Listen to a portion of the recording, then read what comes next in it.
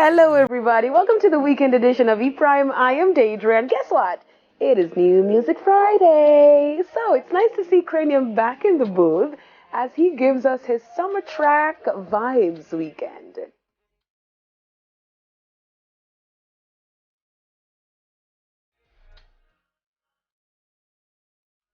The Melody God was last week certified platinum in Canada for his hit collab Weekend featuring Tory Lanez, and shared on IG that he's also silver in the UK, saying, "America, I need my black."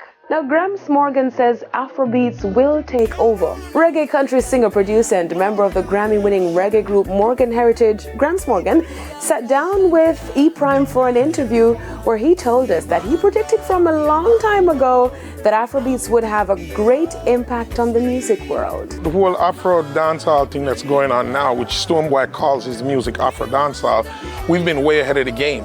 Way ahead of the game. I'm talking at least 10, 15 years. And we saw this coming where Afrobeats was going to be able to be a major genre in the world. And let's be clear, Africa is not a country, Africa is a continent of many different countries. Secondly, Afrobeats is not the only music that is in Africa. You have bongo flavor, you have amapiano, you have all these different genres. Amapiano is out of South Africa, and I think that's going to be the next big music out of Africa. With Africa having more offer to the world, Morgan Heritage, through their album Homeland, has embraced all the genres of music out of the continent. So when you talk about this Homeland album, I think it's very historical. The Morgan Heritage album we've gained over 175 million new listeners just by taking on this genre, one which is, amapiano, which is out of South Africa. So I think it is a institutional duty and our right to make sure we connect with the homeland musically. So I'm excited about it.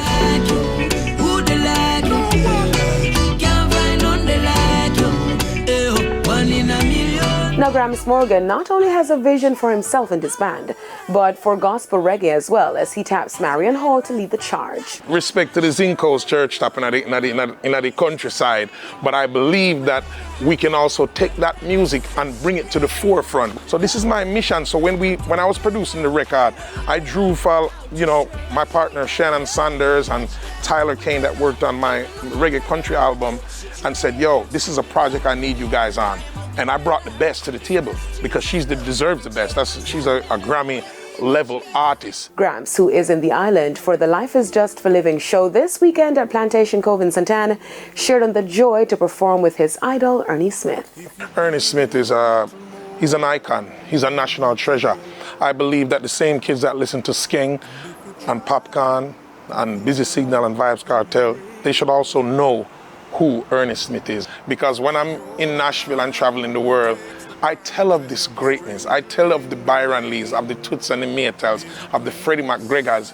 We have to tell it. If we don't tell our story, they're going to tell it back to us and make us believe that it was something else or something else happened.